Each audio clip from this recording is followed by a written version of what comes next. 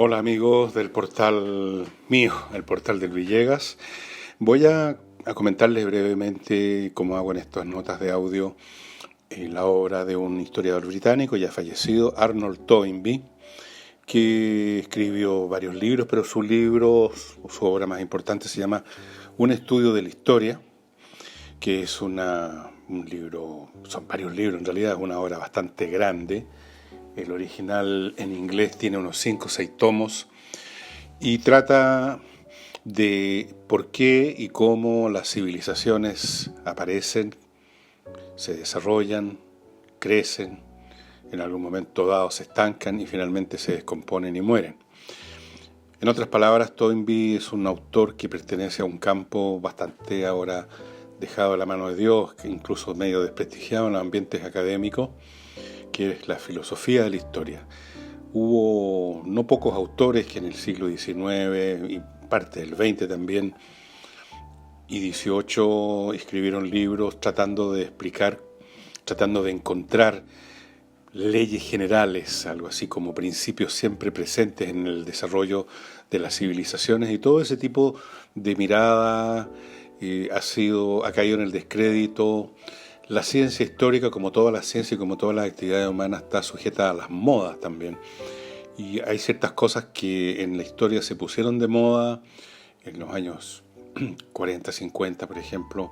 En Francia se desarrolló toda una escuela de pensamiento que, especialmente bajo el alero de un gran historiador francés, Ferdinand Braudel. En otros momentos los historiadores se han puesto a recoger más estadísticas que las acciones de los seres humanos, que son los que hacen la historia a fin de cuentas.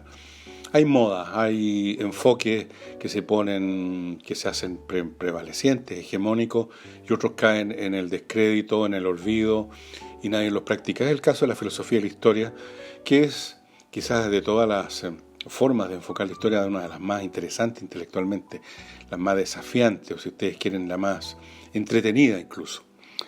Bueno, cuando Toynbee escribió esto, y no es el único que ha escrito algún tipo de obra de esta clase, inmediatamente cayó bajo la crítica de los académicos. Los académicos en general son bastante poco productores de obras creativas y muy buenos para criticar las que hacen otros.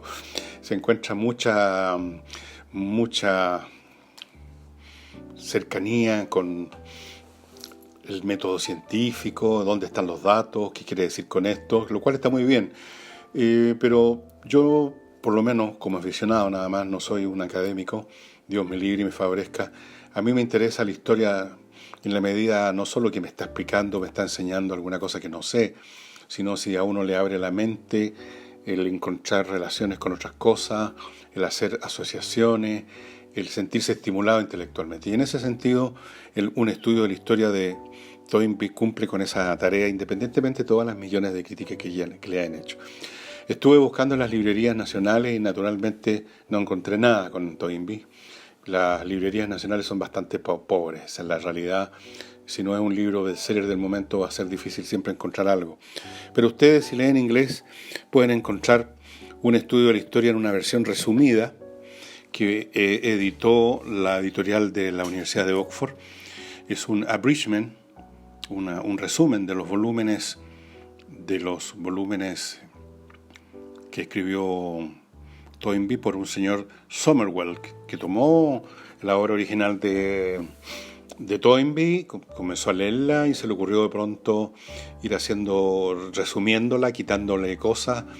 Se la presentó a Toynbee le pareció muy bien, y este es el libro que les recomiendo a usted, que no es pequeño, son 2 libros bastante gordos. Aquí tengo uno en mis manos, que tiene cerca de 600 páginas más o menos, y el otro anda por las mismas.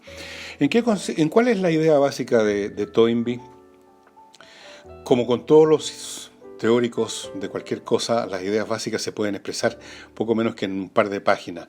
El 99% de la obra de Toynbee, y es lo que cortó este señor Somervell, que lo resumió, son ejemplos o ilustraciones, si ustedes quieren, divagaciones, que es quizás lo más interesante. Uno aprende muchísima historia con eso, de la teoría de de Toynbee. La teoría de Toynbee se resume en lo siguiente.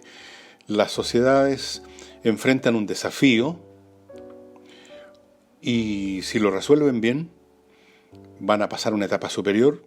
En algún momento esa etapa superior ya es una civilización por el grado de complejidad del modo como las personas se relacionan, el tipo de estructuras tecnológicas y culturales que se desarrollan, la amplitud del territorio que abarca. Normalmente una civilización no es simplemente una sociedad, sino que son un montón de sociedades o grupos humanos que comparten más o menos los mismos modos de enfrentar el medio ambiente, de adorar a los dioses, etc.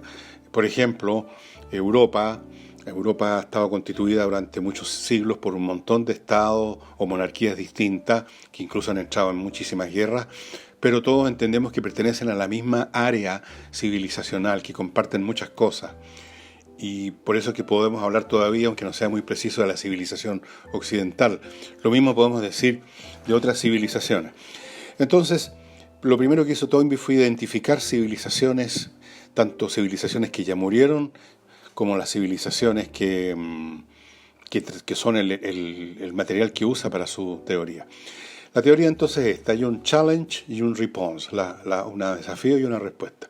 Si la respuesta es insuficiente, esa sociedad se queda donde estaba.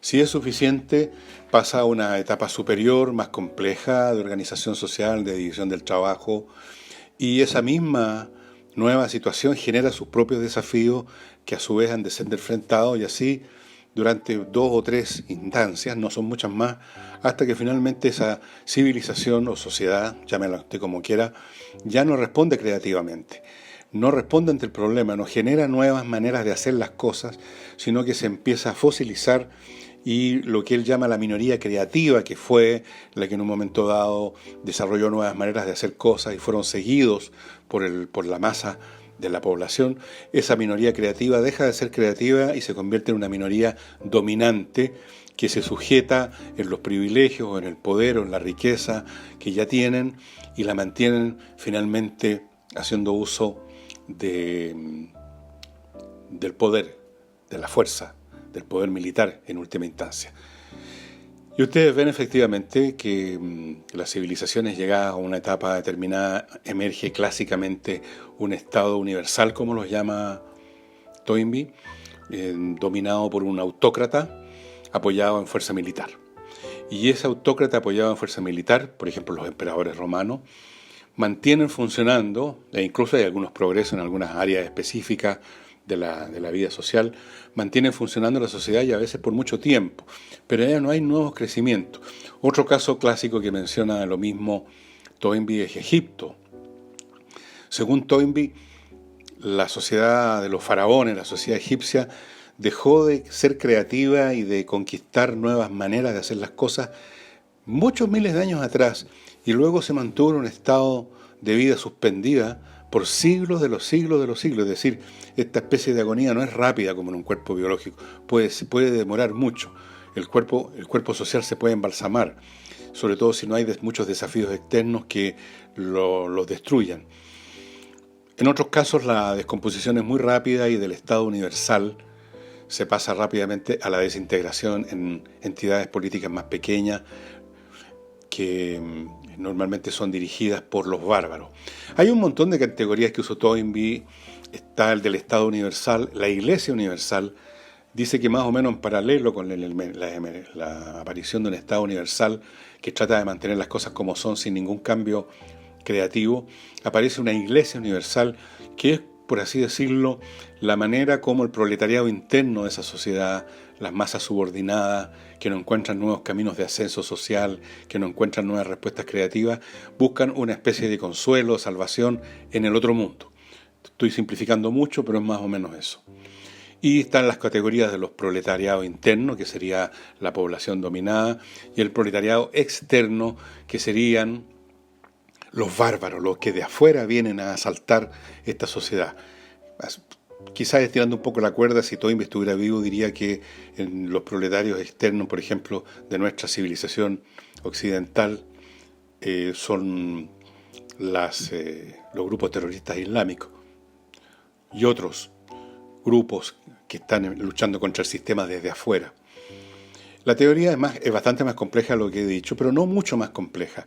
Lo que lo hace complejo este libro y al mismo tiempo lo hace interesante son las muchas ilustraciones de cómo se desarrolla esto, cómo ocurrió el primer desafío y respuesta creativa en tal sociedad o civilización, cómo ocurrió en esta otra. En qué momento una civilización deja de ser creativa y empieza a sujetar lo que hay, a sujetar la estantería mediante la fuerza, mediante la autocracia, mediante el poder de un Estado universal. El militarismo también lo entiende como parte clásica de un Estado universal, de una civilización que ya no está siendo creativa. Yo creo que si Toynbee viviera, él murió en los años 80 me parece, o finales de los 70, podría decir de que los fenómenos que estamos viendo ocurrir en Estados Unidos son bastante típicos de todo lo que él predice y analiza en su libro.